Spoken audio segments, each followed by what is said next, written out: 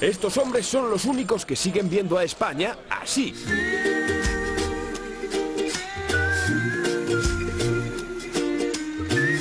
Como un paraíso. Mientras que las desdichadas empresas del IBEX se tienen que ir a lugares como Belice, Suiza o las Seychelles para poder esquivar a Hacienda, la Iglesia no tiene que salir de casa. Pero es que ese paraíso además está legitimado por el propio poder político. No pagan impuestos por sus edificios, ni por sus jardines, ni por sus huertos, ni por las actividades comerciales que hagan, salvo el IVA, desde hace 3 años. Tienen exención de todos los impuestos inmobiliarios. Impuestos sociales, impuesto de patrimonio, impuesto de obras, etcétera. Que además, curiosamente, los obispos creen que son derechos. Ellos son absolutamente intocables, ¿no? Pero se ha abierto la brecha y lo ha hecho por la vía de los metros cuadrados. Un pequeño pueblo de Álava, Alegría, ha sido el primer ayuntamiento en pedir oficialmente que la Iglesia pague el IBI. Que ha pedido formalmente que la Iglesia pague el impuesto de bienes inmuebles por sus numerosas propiedades. Pero se equivoca quien piensa que la tajada grande de ese impuesto está en cobrarle a los obispos por sus templos o por sus centros de ayuda a los pobres, porque el grueso de las propiedades de la Iglesia es vivienda.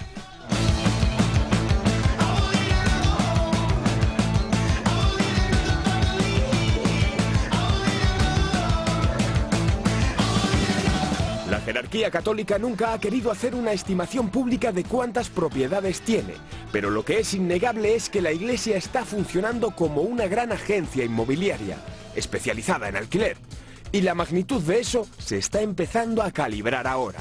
Es que la Iglesia Católica estamos descubriendo que además tiene muchos pisos que alquila, por los cuales no paga IBI, muchísimos pisos. Esos pisos que hay en el centro de Madrid, en Madrid y los Austrias, que son propiedad del Arzobispado de Madrid y que se están utilizando para ser alquilados a particulares, pues evidentemente ahí sí que pagaría IBI. La carísima zona de los Austrias es un vivero de construcciones donadas a congregaciones religiosas. Esos pisos, a menudo de lujo, se están alquilando a particulares. El negocio es redondo. La Iglesia los recibe donados y no paga el impuesto de sucesiones. Después los alquila, pero es el único arrendador de España que no tiene que pagar el IBI. Y por esa vía se calcula que el Estado deja de ingresar entre 1.000 y 2.500 millones de euros al año. Pero este es solo el comienzo de los privilegios, porque entre lo que no recaudan y lo que se gastan, las arcas públicas pierden al año 11.000 millones de euros en la Iglesia. Pagan el sueldo de los capellanes del ejército, de los hospitales y de los cuarteles, como si fuesen funcionarios. También el de los 81.000 docentes de la enseñanza religiosa concertada, que obtiene subvenciones que superan los 3.500 millones de euros, una cifra superior a la del recorte a la educación pública que se acaba de aprobar. Es el único sitio en donde se financia al 100% una determinada escuela con ideario propio, en este caso católico. Que a la inmensa mayoría de los ciudadanos les gustaría tener un colegio público en su barrio, y lo que tienen es un centro religioso. Entre esos colegios subvencionados hay algunos como este, el Torrevelo, en Cantabria. En su página web afirma que educar a niños y a niñas en la misma clase es una consecuencia de los movimientos feministas igualitaristas nacidos en la Revolución del 68. Pero que es un error, porque hay una diferente estructura y funcionamiento entre ambos cerebros, provocada por los estrógenos en las mujeres y la testosterona en los varones. Y por eso es mejor enseñarles la tabla de multiplicar por separado. Que vaya tanto dinero público a eso o a esto. ¡Esa es la juventud del Papa!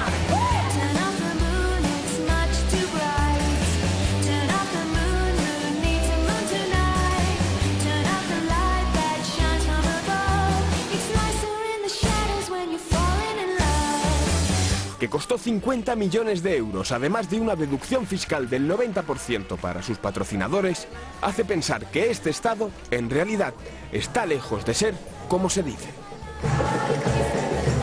Es que estamos en un Estado aconfesional. Un Estado aconfesional y un Estado laico. Una visión laica y en actitud laica, porque eso es democracia.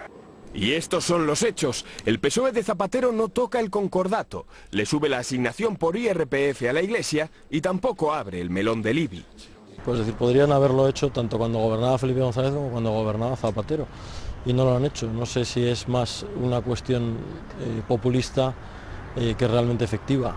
Ofensiva laicista del gobierno ante la legislatura.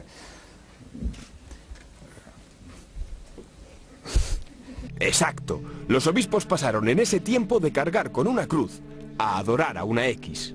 Marca la X a favor de la Iglesia en tu declaración de la renta. No pagarás más.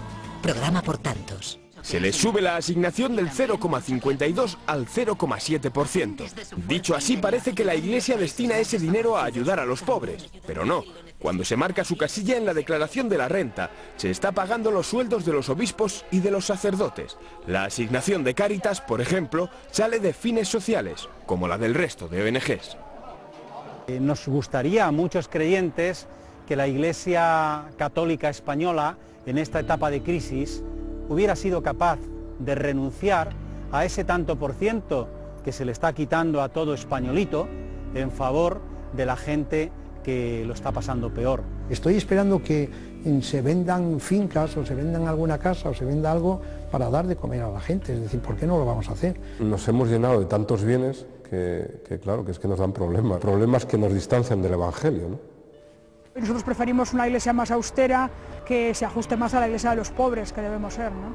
No creo que el prescindir de esos bienes haga más efectiva la ayuda social de la Iglesia aquí en España y en el mundo, porque es la primera institución en el mundo a la hora de acción social, de ayuda social. En estos momentos de crisis a muchos cristianos y cristianas nos duele y nos indigna el silencio de los poderes eclesiásticos. El reparto es un absurdo, una utopía comunista que no conduce a nada. Primero es el culto y después viene el pan. Todo el tiempo un discurso de moral, represión. Es importante, a nuestro juicio, que la Iglesia dé una realidad del siglo XXI, ¿no? Y que se acerque a los problemas reales de la gente. Una postura de ayudar a las personas, que es de lo que se trata, de solucionar los problemas. Hay que estar en la política, pero ¿en qué tipo de política? ¿Una política liberadora? Una política a favor de los más pobres, de los más necesitados, de los más marginados, ¿no? La financiación de la Iglesia, yo creo que hay que ir ya hacia un momento en que sea financiada por los propios cristianos, por los propios miembros de la Iglesia. Si la Iglesia viviese la realidad de los pobres desde los pobres, todos estos conflictos seguramente estarían ahorrados, ¿no?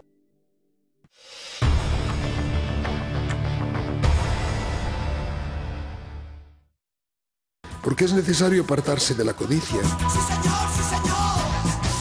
del enriquecimiento rápido, de la acumulación de bienes. A un lado, el desprendimiento de bienes, al otro, el acopio. El obispo de Cádiz quiere que la Iglesia recupere el diezmo. Esto.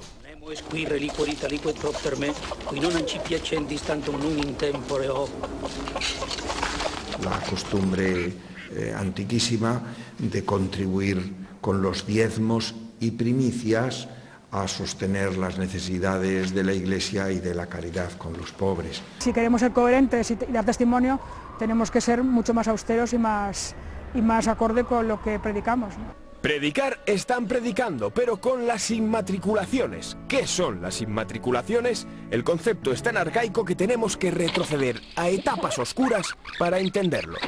1946, el Estado es confesional, muy confesional. A Franco se le ocurre que la Iglesia pueda poner a su nombre bienes que no están registrados, y la idea se celebra ampliamente. Pero el boom llega con el siguiente cambio de ley.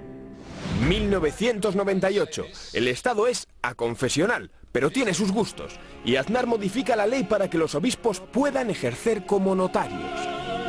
Consecuencia, ponen a su nombre lo que quieren, y la Iglesia se adueña de lo que pilla. Hermanos, hermanas. Con el uno, la mezquita de Córdoba. La propiedad es de la Iglesia, aunque el Estado es el que paga el mantenimiento. La cuestión del patrimonio es muy curiosa. La paga el Estado y luego es la Iglesia la que cobra la entrada para que en algunos sitios las personas que van pues dejen su dinero también allí. Siguiente. La iglesia Fortaleza de Javea. Durante siglos este monumento gótico tardío ha pertenecido a la ciudad. Pero en el verano de 2009, y sin previo aviso, el ayuntamiento se entera de que el edificio ya no es suyo. Amanecimos un día con que aquello que pensábamos que era nuestro, resulta que ya no era nuestro. Ya no era del pueblo de Xavia, según la Iglesia era del pueblo de Dios. Que aunque pueda ser legal a priori, es totalmente injusto y es de todas un acto de mala fe. Esta era la iglesia de Gualda, en Guadalajara. Esta ermita y esta otra también eran del pueblo, igual que este terreno de 8.000 hectáreas, y hasta el cementerio. Decimos que eran, porque ahora pertenecen al obispado de Sigüenza. El pueblo lo denunció, pero lleva 2 juicios perdidos. Puedo entender que los edificios de culto se los pueda inmatricular, pero 8.000 y pico metros de una parcela, que es una zona de recreo, de barbacoas y tal, que es que no es nada de la iglesia, también se la hayan quedado, pues yo intentaré recuperar lo que creo que es del pueblo, pues mientras esté de alcaldesa y mientras pueda, vamos, porque es que creo que es patrimonio histórico y cultural de un pueblo. En Aoiz, Navarra, los prelados son propietarios de esta iglesia y de este garaje. Su culto religioso consiste en guardar algunas imágenes de Semana Santa. Guardaba ahí, pues eso, cosas de la iglesia y cosas así, como una camioneta para hacer algunos viajes con la comuna. Que la ley debería cambiar para que la iglesia no se pueda apropiar ni de lo que es suyo, porque no es suyo, supuestamente es de todos los feligreses, ni de lo que no es suyo en realidad y lo hace suyo. En Undiano, también en Navarra, esta casa y este huerto pertenecen a la diócesis de Pamplona. Se inmatricularon como casa del cura, pero la iglesia solo lo ha utilizado para alquilárselo a particulares. Siempre ha estado alquilada para familias. Es decir, hace muchos años se alquilaba para el mes de agosto, para que vendría una familia a disfrutar de la casa el mes de agosto solo. Y es que además sabemos que se está cobrando por los 2 lados, tanto por la casa, un alquiler, y por el huerto. En Cajasur, la caja de los obispos, la relación iglesia-ladrillo tocó máximos. En pérdidas. Después de unas cuantas inversiones faraónicas, la caja ha tenido que ser intervenida por el Banco de España. Y llegamos al terreno de los pelotazos. El arzobispo de Valencia vendió un solar que le habían donado para hacer un templo. Hoy, en vez de templo, está este bloque de viviendas.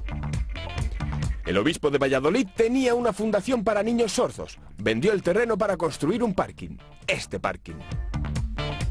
También está el milagro de las recalificaciones, que obligó al obispo de Ávila a vender un terreno donado por 19 millones de euros. Y se hizo un polígono. Dios no dijo nada de la elusión fiscal, así que la iglesia la utiliza para sus negocios en la bolsa.